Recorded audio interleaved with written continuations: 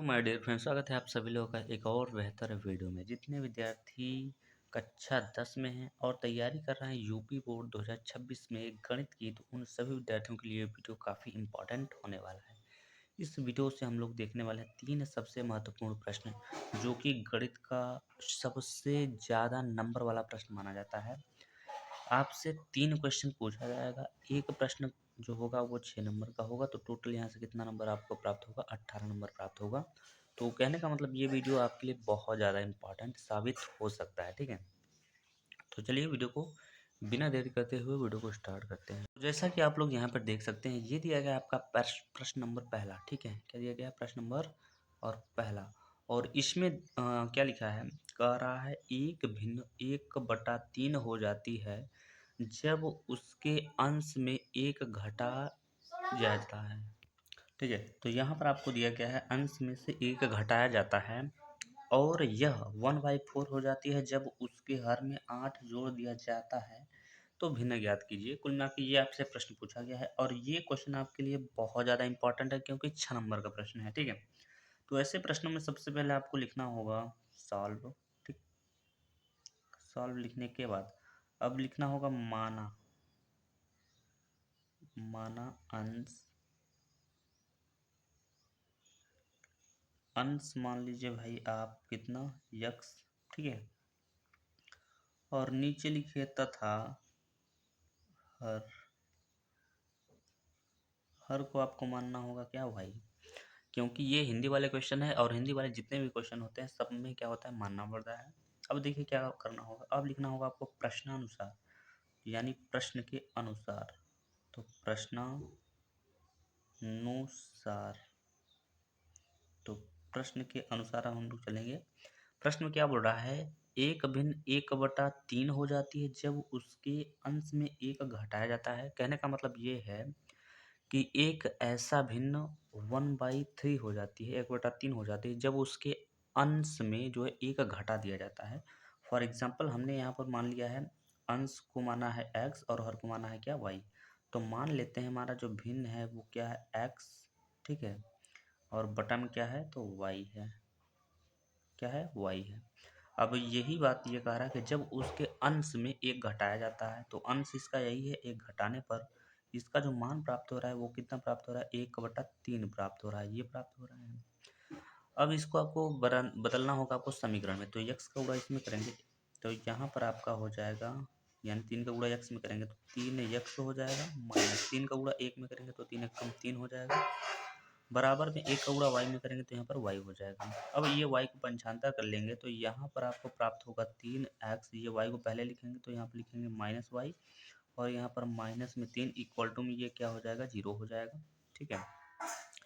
अब देखिए अभी ये सवाल जो है अभी सही रूप में नहीं है, तो 3 को भी हम चाहे तो पंचांतर कर सकते हैं। तो इसलिए क्या करेंगे, हम यहाँ पे लिखेंगे 3x माइनस में वाई इक्वल टू में 3 को जब पंचांतर करेंगे तो ये हो जाएगा आपका इक्वेशन नंबर फर्स्ट हो जाएगा।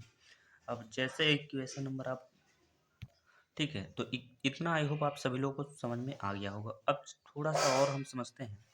अब आगे बोल रहा है कि और यह 1 बटा, यानी भिन्न ही समझिए, 1/4 हो जाती है जब उसके हर में 1 जोड़ दिया जाता है। यानी इस बार कहने का मतलब ये कह रहा है कि उसके अंश में नहीं, उसके अंश को आपको ज्यों का त्यों लिखना होगा।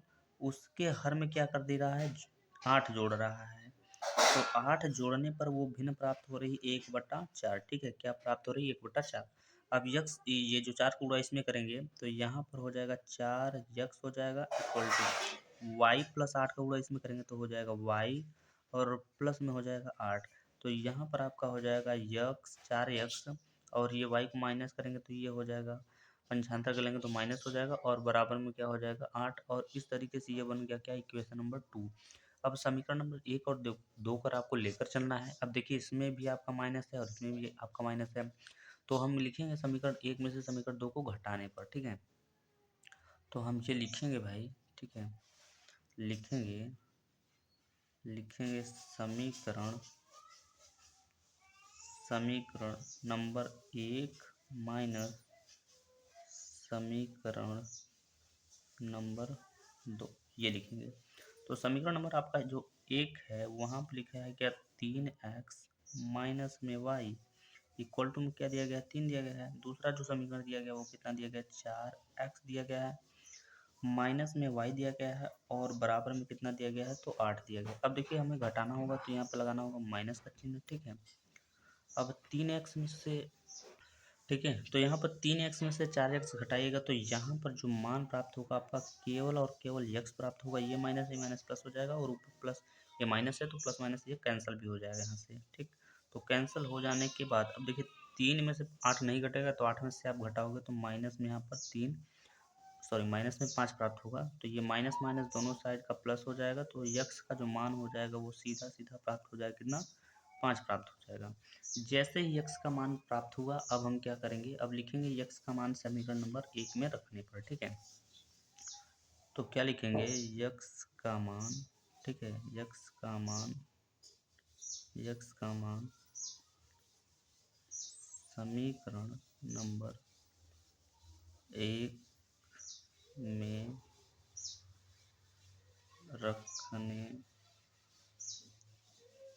पर। तो समीकरण नंबर जो 1 दिया गया उसमें आपका लिखा क्या है, ये 3x माइनस में y इज इक्वल टू में क्या लिखा है, तो 3 लिखा है। यहाँ पर देखिए 3 इंटू यक्स का मान आपका कितना दिया गया, 5 दिया गया, 5 लिखे, माइनस y है तो y लिखिए, इक्वल टू में क्या दिया गया, 3 है तो 3 लिख दीजिए।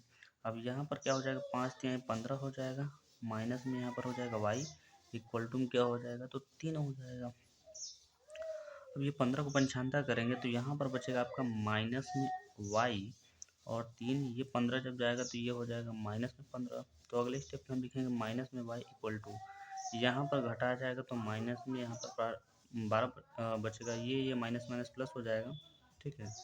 तो यहाँ पर y बराबर कितना हो जाएगा, तो 12 हो जाएगा। तो कहने का मतलब जो हमारी पहली संख्या है यानी अंश जो है हमारा आ चुका है 5 और हर जो हमारा आ चुका है 12 आ चुका है। तो आई होप आप सभी लोगों को ये क्वेश्चन समझ में आ गया होगा। तो यही हो जाएगा आपके प्रश्न का उत्तर, ठीक है। आप दिखा सकते हो अंश बराबर 5 हर बराबर 12। तो चलिए समझते हैं अपने नेक्स्ट क्वेश्चन को। यहाँ पर आप लोग देख सकते हो ये दिया गया है क्वेश्चन नंबर दूसरा। क्वेश्चन नंबर दूसरे में देखिए क्या बोल रहा है, और ये क्वेश्चन आपके बोर्ड एग्जाम में जो है 100% जो है देखने को मिलता है। यानी इस चैप्टर से, या फिर ऐसा कह लो कि इस टाइप का क्वेश्चन आपको जो है हर साल देखने को मिलता है। तो इस साल भी देखने को मिलेगा, आप ये लिख के ले लो। क्वेश्चन में क्या बोल रहा है कि भूमि के एक बिंदु से 20 मीटर ऊंचे भवन के शिखर पर लगी एक मीनार के तल और शिखर के उन्नयन कोण क्रमशः 45 डिग्री और 60 डिग्री है। मीनार की ऊंचाई ज्ञात कीजिए, ये प्रश्न है। तो चलिए सबसे पहले हम लोग क्या करते हैं, यहाँ पर बना लेते हैं भाई, सॉल्व यहाँ पर लिख देते हैं। अब यहाँ पर देखिए क्या बोल रहा है, एक मीनार बनाना होगा, एक भवन और एक मीनार बनाना होगा। तो चलिए सबसे पहले ग्राफ बना लेते हैं, उसके बाद मिलते हैं आपसे। तो इस क्वेश्चन का ग्राफ जो है कुछ इस प्रकार से बनेगा, ठीक है। अब इस ग्राफ में ऐसा ही क्यों बना, सबसे पहले कह रहा है एक भूमि के एक बिंदु से 20 मीटर, मान लीजिए भूमि का एक बिंदु ये हो गया, और कह रहा है 20 मीटर ऊंचे भवन के, तो यहाँ से लेकर यहाँ तक जो इसकी लंबाई है, दूरी है, वो कितना है, 20 मीटर है। भवन के शिखर पर, यानी ये भवन हो गया, इसके शिखर यानी पर लगी एक मीनार के तल के शिखर का उन्नयन कोण जो है 45 डिग्री है। तो ये भवन का जो शिखर है, इसके तल का जो उन्नयन कोण है यहाँ पर बता रहा है कि वो कितना डिग्री है, 45 डिग्री है। तो यहाँ पर ये हो गया 45 डिग्री, ठीक है। उसके बाद आगे बोल रहा है और क्रमशः जो है यानी भवन के शिखर का जो है, सॉरी मीनार के शिखर का उन्नयन कोण जो है वो 60 डिग्री दिया गया है। तो इसका जो शिखर का उन्नयन कोण होगा यानी पूरे बड़े वाला मान, ये कितना होगा, 60 डिग्री का है, ठीक है। आगे कह रहा है मीनार की ऊंचाई ज्ञात कीजिए, ठीक है। तो सबसे पहले इसका नाम दे दीजिए, ये हो गया ए, ये हो गया बी, ये हो गया सी, और यहाँ पे हो गया आपका डी। तो अब यहाँ पे देखिए मीनार की ऊंचाई पूछ रहा है, तो लिखेंगे हम माना, ठीक है, माना मीनार, मीनार की ऊंचाई, मीनार की ऊंचाई, मीनार की ऊंचाई बराबर आप लिखोगे h मीटर, ठीक। तो मीनार की ऊंचाई आपने मान लिया कितना, h मीटर। तो पूरा मीनार की ऊंचाई कितनी हो जाएगी, एच प्लस में 20। ठीक है, तो पूरी ऊंचाई यहाँ पर कितना हो जाएगा? अब भाई यहाँ से लेकर यानी 20 सी से लेकर बी तक की जो दूरी है वो 20 दिया गया है, और 20 लेकर ए की जो दूरी है वो हमने माना है एच माना है। ठीक है, क्या माना है? एच माना है। तो यहाँ से पूरी दूरी कितना होगी भाई? एच प्लस में 20 होगा ही होगा। अब चूंकि आधार का मान नहीं दिया है तो आधार का मान हम मान लेंगे कितना भाई? यक्स मान लेंगे। अब इसमें आप देखोगे तो दो त्रिभुज दिया गया है। एक दिया गया है त्रिभुज A B, A C D दिया गया है, एक दिया गया है बी सी और डी दिया गया है। तो सबसे पहले हम लोग एक त्रिभुज को हल करेंगे, त्रिभुज ए सी डी। ठीक, तो ए सी डी यानी बड़ा वाला त्रिभुज ले रहे हैं, तो थीटा का मान कितना होगा? 60 अंश होगा। तो देखिए यहाँ पर लंब और आधार दिया गया है। जब भी लंब और आधार की बात करता है तो वहाँ पर हम tan थीटा का यूज़ करते हैं। तो tan थीटा बराबर होता है लंब यानी ए सी हो जाएगा। तो यहाँ पर लिख देते हैं ए सी बटे में आधार यानी कि क्या हो जाएगा? डी सी हो जाएगा, डी सी हो जाएगा। तो tan थीटा का मान कितना रखेंगे भाई? 60 अंश रखेंगे, क्योंकि बड़ा वाला त्रिभुज हल कर रहे हैं। और यहाँ पर ए सी का मान कितना दिया गया? तो ए सी का मान दिया गया एच प्लस में दिया गया है 20। ठीक है, अपान में डी सी का जो मान है वो कितना दिया गया? एक्स। tan के 60 सॉरी, तो tan के 60 अंश का जो मान होता है वो होता है मेरे भाई अंडर रूट में 3। आई होप आप सभी को पता होगा। और दिया गया है यहाँ पर h प्लस में यहाँ पर दिया गया है 20, अपान में क्या दिया गया है? तो x दिया गया है। अब इसको थोड़ा सा और सॉल्व करते हैं। अब x का गुणा जब इसमें करेंगे तो यहाँ पर हो जाएगा x और ये रूट चला जाएगा नीचे, तो कहने का मतलब हो जाएगा h प्लस में यहाँ पर 20 और अपान में क्या हो जाएगा? तो रूट में 3 हो जाएगा। अब आप इसे बना सकते हो इक्वेशन नंबर फर्स्ट बना सकते हो। ठीक, अब हम हल करेंगे दूसरे वाले त्रिभुज को, यानी त्रिभुज बी सी डी से। ठीक, तो ये वाला त्रिभुज हम हल करेंगे। तो इसमें देखिए लंब हमें 20 दिया गया और आधार क्या दिया है? यक्स दिया गया है। तो इसमें भी हम क्या करेंगे? tan थीटा का यूज़ करेंगे। तो लिखेंगे tan थीटा बराबर क्या हो जाएगा? यहाँ पर बी सी हो जाएगा, अपान में क्या हो जाएगा? तो डी सी हो जाएगा। तो tan थीटा, थीटा का मान कितना दिया गया? 45 में दिया गया, तो 45 लिखिए इक्वल टू बी सी का मान कितना दिया गया? तो बी सी का मान दिया गया 20, अपान में डी सी का मान कितना दिया गया? तो यक्स दिया गया है। tan 45 अंश का मान 1 होता है और बराबर में यहाँ पर कितना हो जाएगा? 20 बट्टे में क्या हो जाएगा? x हो जाएगा। तो x का गुणा यहाँ पे कराएंगे तो x बराबर कितना हो जाएगा? तो 20 हो जाएगा, और इसको हम बना सकते हैं इक्वेशन नंबर 2। ठीक है, अब देखिए क्या होगा। अब यहाँ पर ध्यान से देखेंगे तो दोनों ही मान x के बराबर है, तो हम ये लिख सकते हैं, समीकरण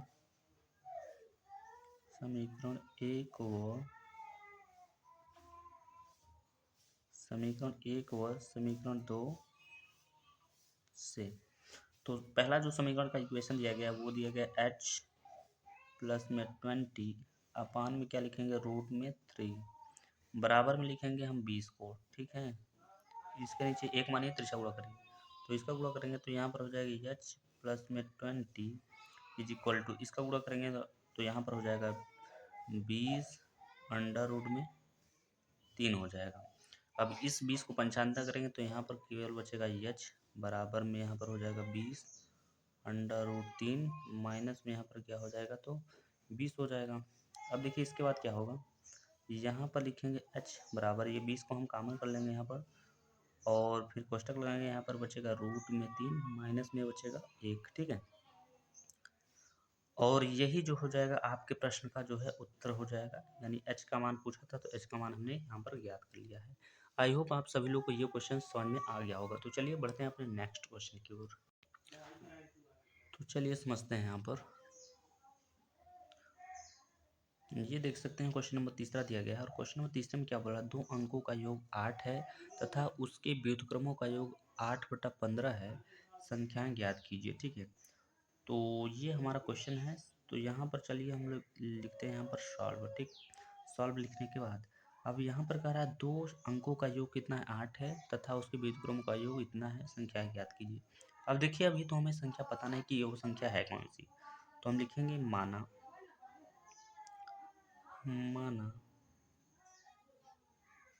माना संख्याएं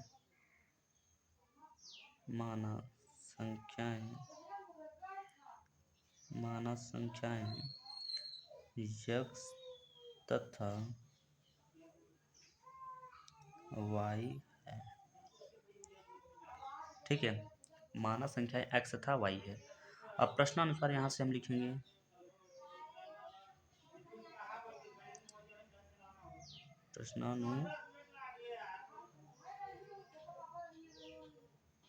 प्रश्नानुसार दो अंकों का योग। तो पहली संख्या हमारी, पहला जो अंक है वो x दिया गया है, दूसरा y दिया गया है। दोनों का जोड़ जो दिया गया है वहाँ पर कितना दिया गया है, 8 दिया गया है। अब यहाँ से अगर हम x का मान निकालना चाहेंगे तो लिखेंगे x बराबर 8 माइनस में y हो जाएगा। इसको हम बना सकते हैं इक्वेशन नंबर 1। ठीक है, उसके बाद यहाँ पर दूसरे नंबर क्या क्या बोल रहा है, तथा उसके व्युत्क्रमों का योग।